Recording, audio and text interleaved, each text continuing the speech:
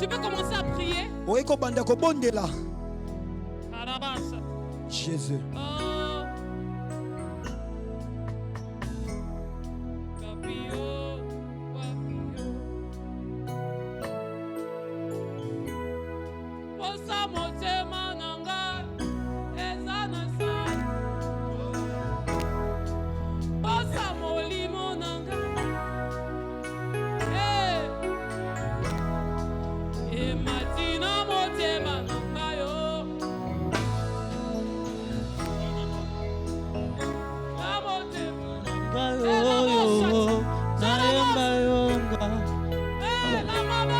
Jésus.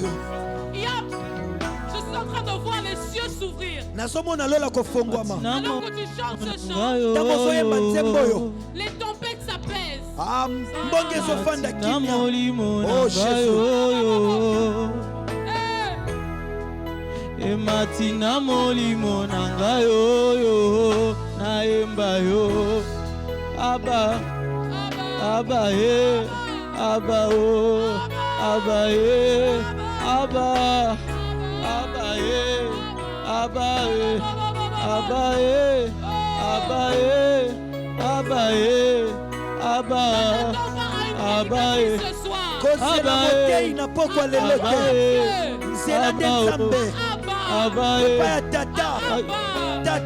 le maître des tempêtes.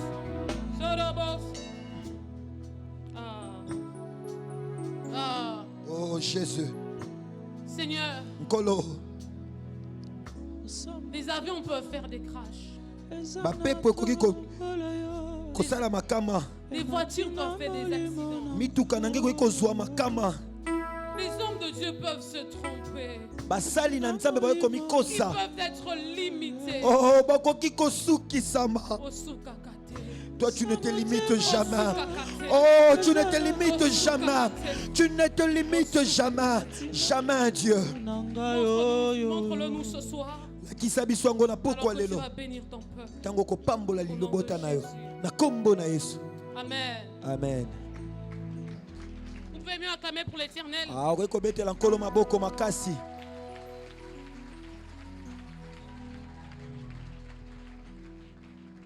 La première fois dans la Bible que la mention du mot nuit a été dite,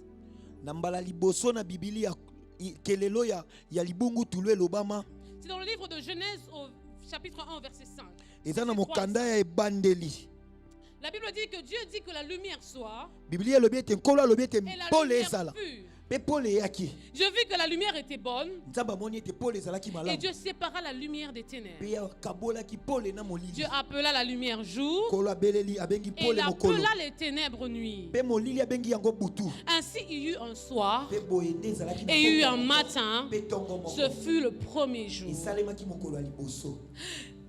Dans la vie, vous remarquerez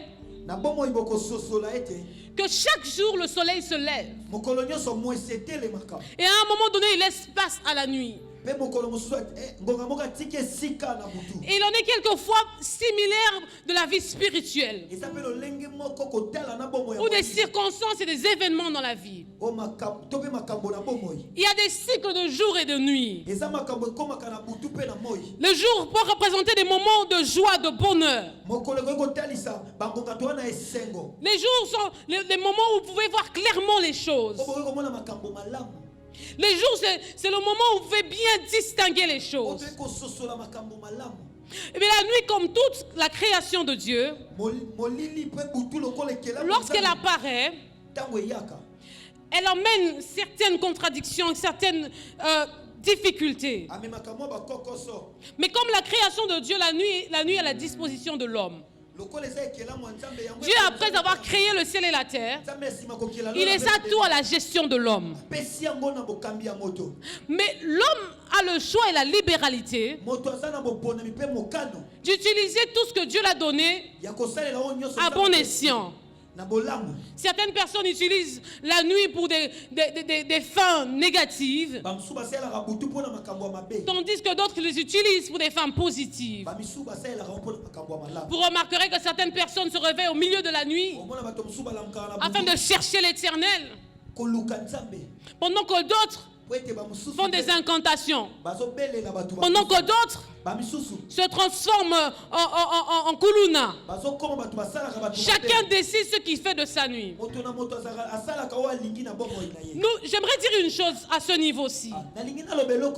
Nous pouvons prévoir ou planifier les événements qui pourront construire nos jours ou nos nuits. Mais nous ne pouvons pas influencer ou stopper l'apparition de la nuit ou du jour dans nos vies. La nuit et le jour sont sous la gestion d'une seule personne, leur créateur. Les bons et les méchants subissent et se conforment aux exigences du temps établi par Dieu. Comme ce soir, en ce moment donné, l'obscurité a déjà envahi notre ville. Sous d'autres cieux présentement, en Asie, il fait peut-être jour. Mais ça ne veut pas dire que parce qu'il fait nuit ici, qu'il ne fera pas nuit là-bas. Ça ne veut pas dire que parce qu'il fait nuit ici, qu'il ne fera pas jour ici. À un moment donné, la lune va laisser la place au soleil. Et le soleil va revenir s'installer. Et le jour va revenir. De même que de l'autre côté, à un moment donné, le soleil va laisser l'espace à la nuit. Comme je disais la nuit tout à l'heure, c'est un moment dans la vie où nous avons des disponibilités limitées. Si vous allez dans certains quartiers, je prendrai près d'ici, je peux même prendre sur cette avenue. À 2h du matin, si vous cherchez du sel, vous n'en trouverez pas. En tout cas, si vous en trouvez, venez me dire. Venez me citer sinon la personne qui va vous le vendre. C'est un moment où tout est limité. C'est un moment où il y a un manque de points d'approvisionnement. C'est un moment où les ressources sont limitées. Mais c'est aussi un moment où l'ennemi met des stratégies en place. Spirituellement, ça peut représenter un moment de relâchement, un moment de combat, un état de sommeil. Ça peut représenter un moment où vous êtes malade. Ça peut représenter un moment où vous avez la peur qui vous envahit. Un moment d'instabilité émotionnelle. Un moment de sécheresse financière.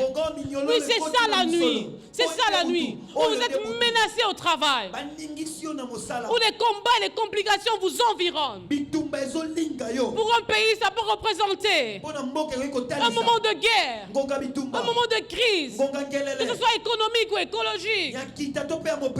Ça peut pour un conjoint,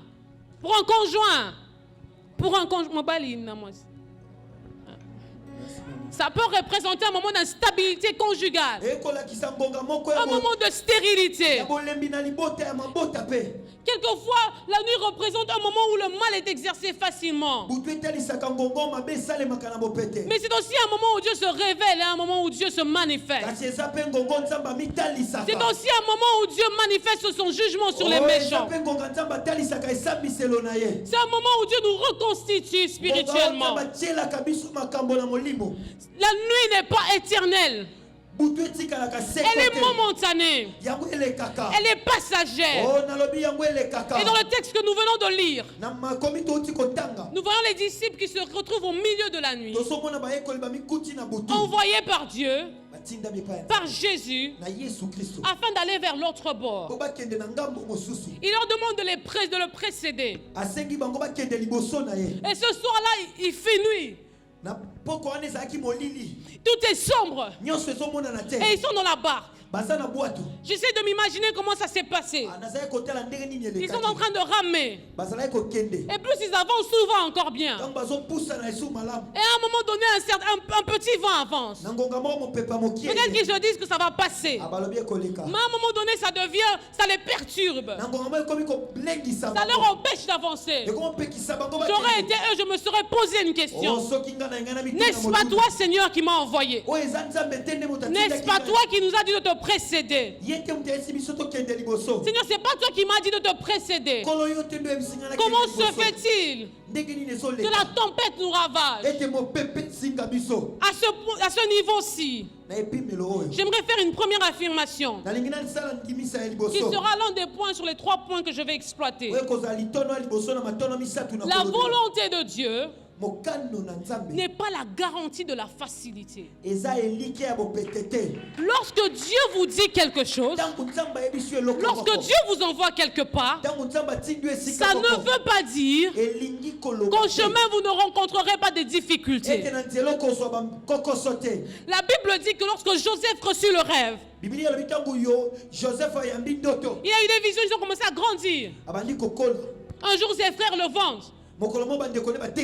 Certainement, si j'étais Joseph, j'allais me poser des questions. Est-ce que je n'ai pas reçu un message de Dieu? Est-ce que je n'ai pas reçu la promesse de dominer sur mes frères, mes soeurs, mes parents? Mais je me retrouve vendu par mes frères. Est-ce que je ne pars pas dans la mauvaise direction?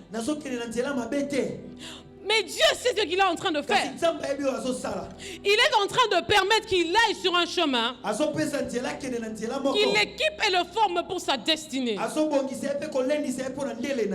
peut se dire que ne suis-je pas dans la volonté de Dieu? Je parie que Dieu le regarde. Il dit sois calme. Ma volonté ne garantit pas la facilité. Et ce moment de tempête dans lequel le peuple, les disciples se retrouvent, peut représenter pour certaines personnes, ça représente pour quelqu'un ce soir, il y a quelqu'un ce soir qui est en train de suivre un traitement médical. Et il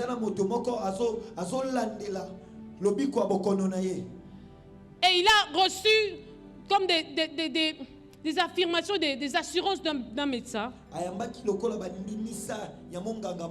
que tout allait bien se passer dans les semaines qu'elle arrivait. Et depuis un certain moment, tout commence à se dégrader. L'Éternel me dit de te dire c'est une tempête. L'Éternel me dit de te dire c'est une tempête. C'est une tempête. Je reviens à mon message. La tempête est momentanée. Ça peut représenter un moment où vous avez reçu des promesses de Dieu. Ça peut être le moment où Dieu vous dit Moïse va faire sortir mon peuple d'Égypte. Va dire à Pharaon de libérer mon peuple. Mais le même Dieu qui vous dit de dire à Pharaon de libérer son peuple, c'est le même Dieu qui endurcit le cœur de Pharaon. Car la direction divine n'exclut pas les épreuves. Dieu sait ce qu'il est en train de faire. Ce n'est qu'une tempête. Je viens dire à quelqu'un ce soir, la tempête est momentanée. Tu es dans la volonté de Dieu, c'est vrai. Mais sois-en sûr, le chemin ne sera pas toujours facile. La tempête nous rappelle que nous ne maîtrisons pas toutes choses, mais que nous devons marcher avec celui qui maîtrise toutes choses. Elle nous rappelle que nous pouvons avoir des compétences, mais nous n'avons pas la toute-puissance. Dans cette barque-là ce soir-là, il y avait des pêcheurs raffinés, compétents, que Christ a pris et a dit venez, je ferai de vous pêcheurs d'hommes. Mais la tempête est venue. Il n'était pas en mesure d'avancer parce que Dieu voulait leur faire comprendre une chose: vous êtes compétents, mais je suis le Tout-Puissant. Je viens te dire par rapport à la circonstance que tu traverses, ce n'est pas que tu ne sais pas faire les choses. Il faut que tu comprennes que Jésus. Il y a certaines personnes que Dieu fait passer par des circonstances. Il y a certaines personnes que Dieu fait passer par certaines circonstances afin de recadrer leur angle de vision. Tu es trop focalisé sur toi-même. Tu es trop focalisé sur tes efforts. Tu es trop focalisé sur tes exploits passés. Dieu vient te rappeler que c'est lui qui maîtrise toutes choses. C'est lui qui maîtrise toutes choses.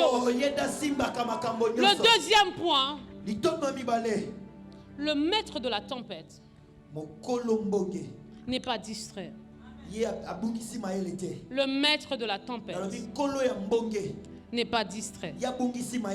Les tempêtes peuvent être causées par différents événements, différents facteurs. Ça peut être causé par vos choix, par les décisions, comme quand on t'interdit de sortir avec un homme marié, mais tu t'entêtes et après tout dégénère et tu viens pleurer chez Dieu. Dieu t'accueillera. Mais cette tempête a été causée par tes mauvais choix et tes mauvaises décisions. Certaines tempêtes aussi peuvent être causées par des combats spirituels, par l'ennemi, par des méchants comme Pasteur Christian disait tout à l'heure. Des personnes qui s'arrangent seulement pour abîmer tout ce que vous êtes en train de faire. Il ne prendra pas votre place. Il ne prendra pas votre place. Mais il veut seulement que tu n'avances pas. Mais aussi certaines tempêtes peuvent être causées par la volonté de Dieu. Ça peut être causé par le maître de la tempête. La Bible dit dans l'évangile selon Marc au chapitre 6, le texte parallèle à celui que nous venons de lire, qu'au milieu de la nuit, Jésus vit les disciples. Il les vit au milieu de la mer et ils n'arrivaient pas à ramer car le vent leur était contraire. J'aimerais dire à quelqu'un quelque chose ce soir. La Bible dit au milieu de la nuit, Jésus vit que les disciples avaient du mal à ramer. Lorsqu'on parle du milieu de la nuit, ce n'est pas comme ici où nous avons des lumières. Mais c'est un endroit ténébreux.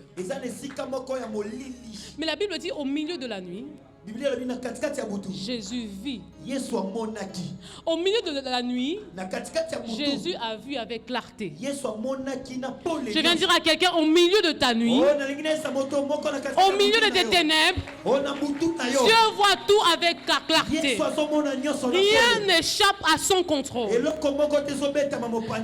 peut faire noir partout, mais il ne fait jamais noir chez Dieu. Non, non,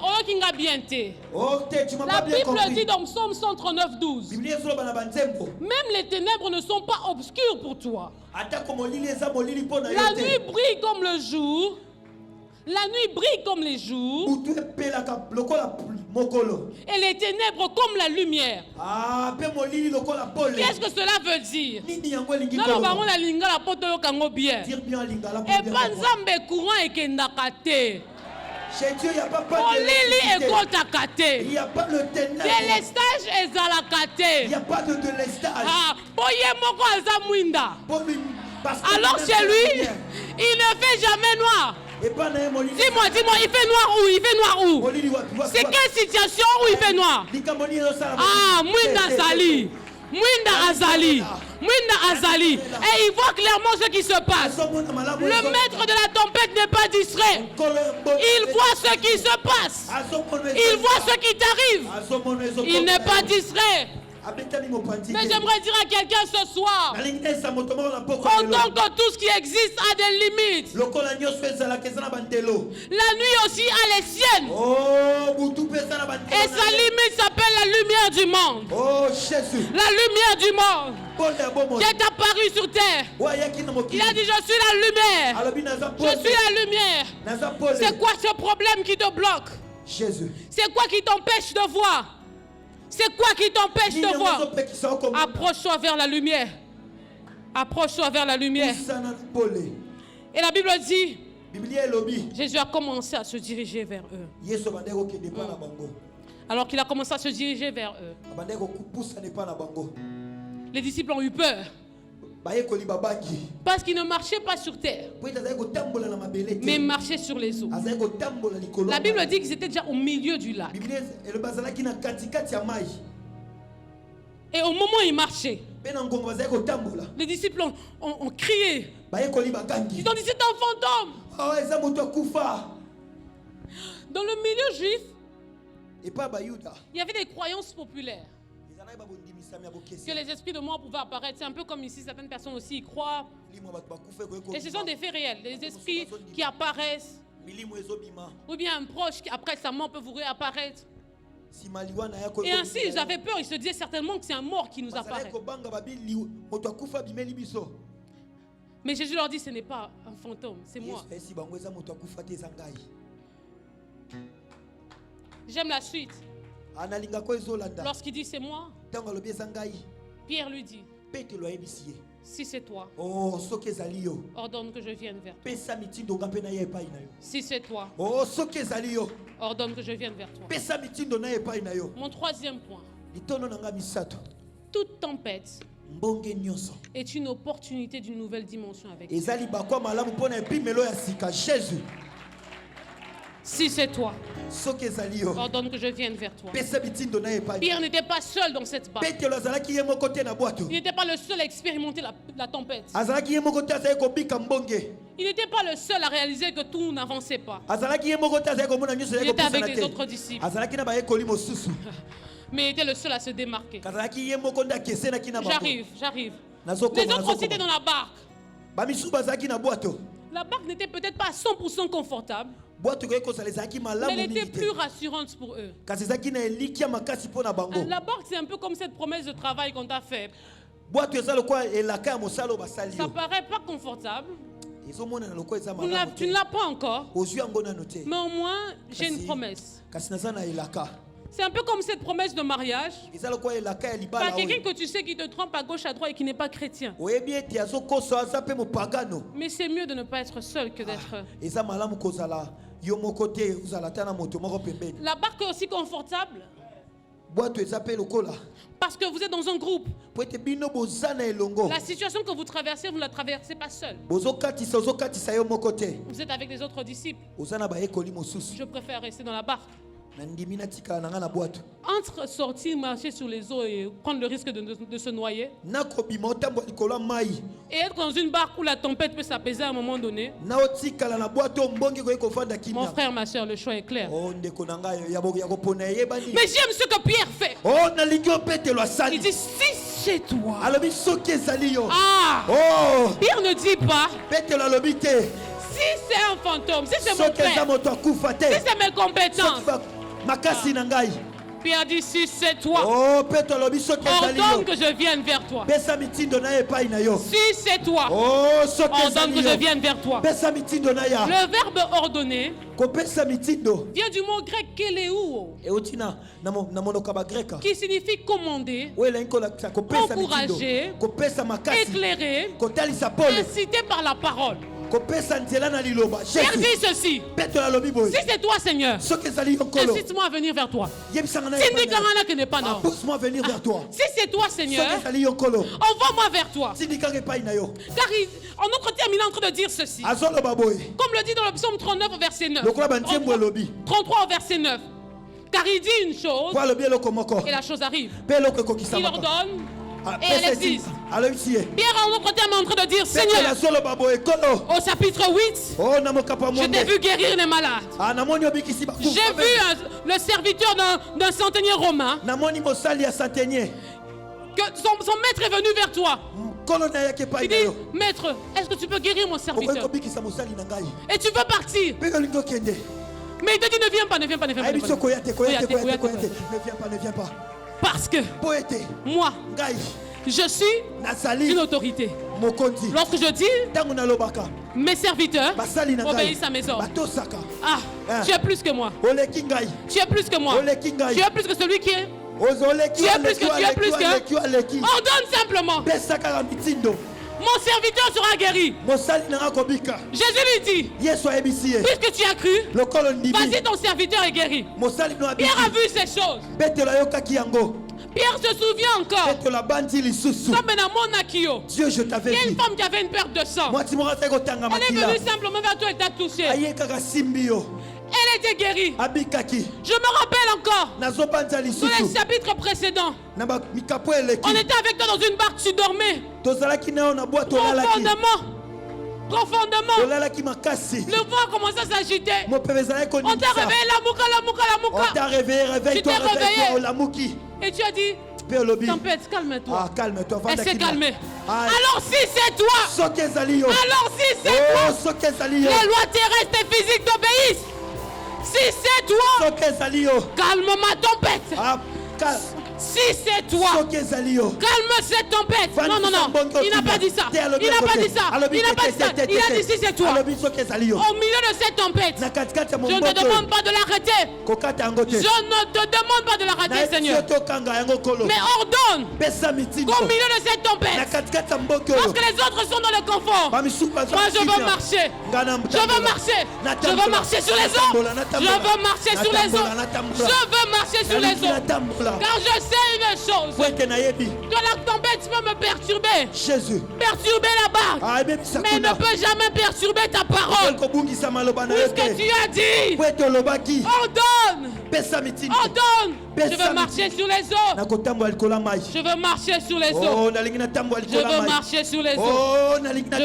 sur les eaux.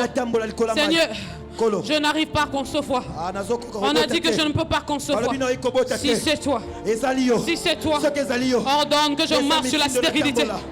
Seigneur, on a dit que je ne prospérerai pas. Si c'est toi, ordonne que je marche.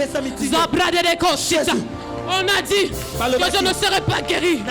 Si c'est toi, ordonne que je marche sur cette maladie. On a dit que je n'atteindrai pas cette dimension spirituelle. Si c'est toi, ordonne que je marche. Ordonne que je marche. Je ne veux pas fuir la tempête. Je veux aller vers toi. Ce soir, il y a des gens ici qui doivent faire le pas de la foi. Tu dois quitter ta zone de confort. Sors dans cette relation. Sors de cette zone de confort. Sors de cette zone de confort. Tu as peur de quoi? Si c'est lui, que dis-je? Puisque c'est lui, tu vas marcher sur cette situation. Tu vas marcher sur cette circonstance. Y a-t-il des hommes de foi ce soir? Y a-t-il des femmes de foi ce soir? Marchez sur vos tempêtes. Mais comment vous allez marcher sur vos tempêtes? Quelle est la parole que Dieu t'a dit? Quelle est cette parole que Dieu t'a dit par rapport à cette situation que tu traverses? Proclame-la. Proclame-la.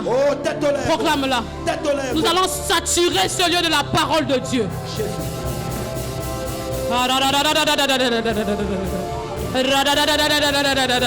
Sature ce lieu de tes déclarations spirituelles.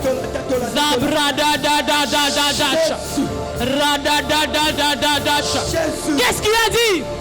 Qu'est-ce qu'il t'a dit? Proclame-le.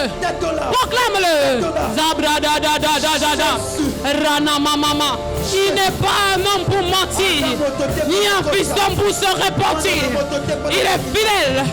Oh Rabasipe, Rabase pale baba bacha, Mandela bazi pale baba bache, la namazi palale, radada baba shiana mama. Ici il y a plus que Pierre, ici il y a plus que des hommes, il y a plus que des promesses. Il y a lui-même la promesse, l'auteur de toutes choses, les maman.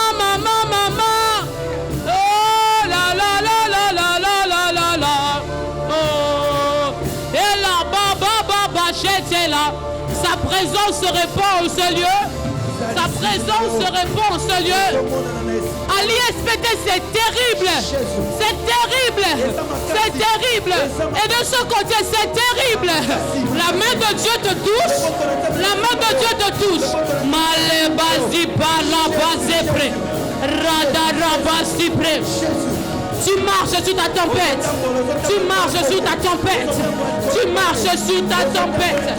Zabradera baba. Oh.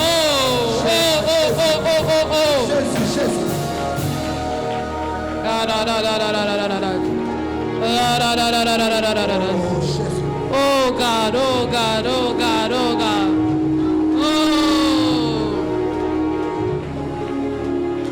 Je sens une forte présence de Dieu. Ah, Jésus. Il y a des gens dans la vie desquels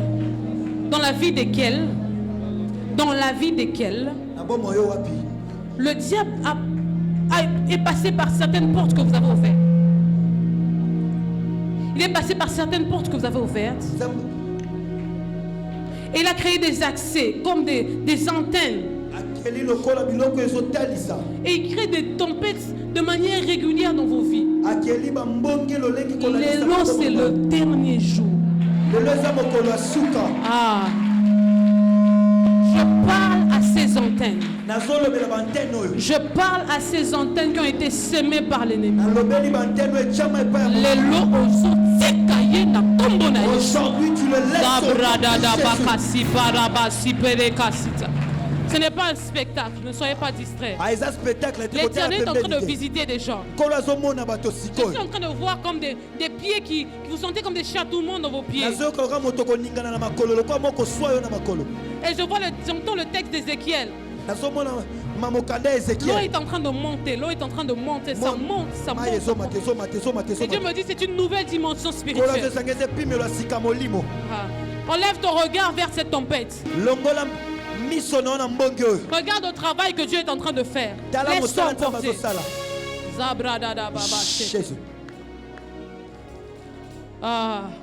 Je vais compter jusqu'à 3. Et la mouvance de l'esprit va se répandre. Jésus. Jésus. Oh, Jésus. Oh, mandele baba basha, le baba baba basha, la mama mama masha. Ah, Jésus. Zabre de bobo si para bajena la mat. Les bazoupa que les maya. Jésus. Les bazoupa les basaya. Jésus. Les balouzi katele mame. Jésus. C'est brada da cassette. Jésus. C'est brada na mama mama. La main de Dieu est en train de toucher. Elle circule dans la salle. Marera baba baba. Je vais compter jusqu'à 3. Zabrada da baba. Tu ne pourras plus te contenir. Les tempêtes vont s'apaiser après ce mouvement. Ramazi Brenebosa. Je compte 1. Je compte 2. Zabradede Bobobo Sita. Je compte 3. Tu le reçois maintenant. Reçois le nom de Jésus. Reçois ce mouvement. Sa main te touche. Mareboko Cité. Rebazipa. Rebazike. Ranamaza. Rabaseka Rabasha. Oh Jésus. Hey.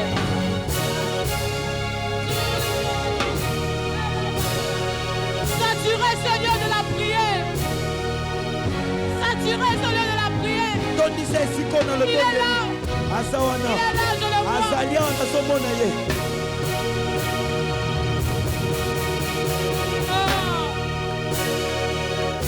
Merci Seigneur. On va rester silencieux.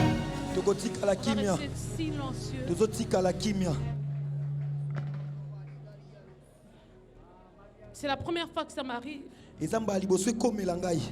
J'ai vu 2 anges géants.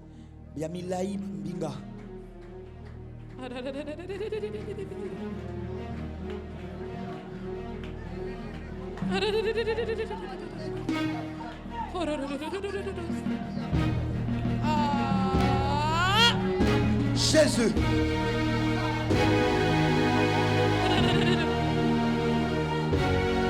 Il circule dans la salle.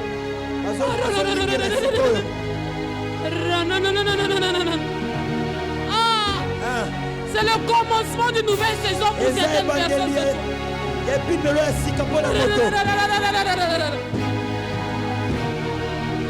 Laissons-lui la place. Jésus est là. Laissons-lui la place.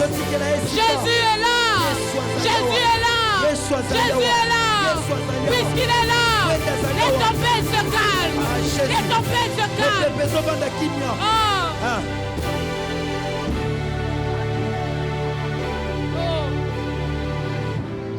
Avant que je ne remette le micro, je veux juste qu'on puisse chanter ce chant. Puisqu'il est là, qu'il voie que c'est pour lui que nous sommes là et que l'honneur lui revient. Jésus. Jésus.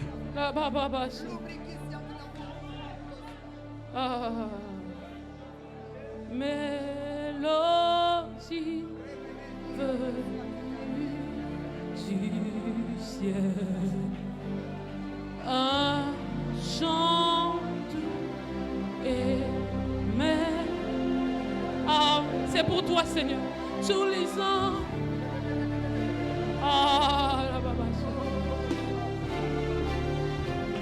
D'une seule voix.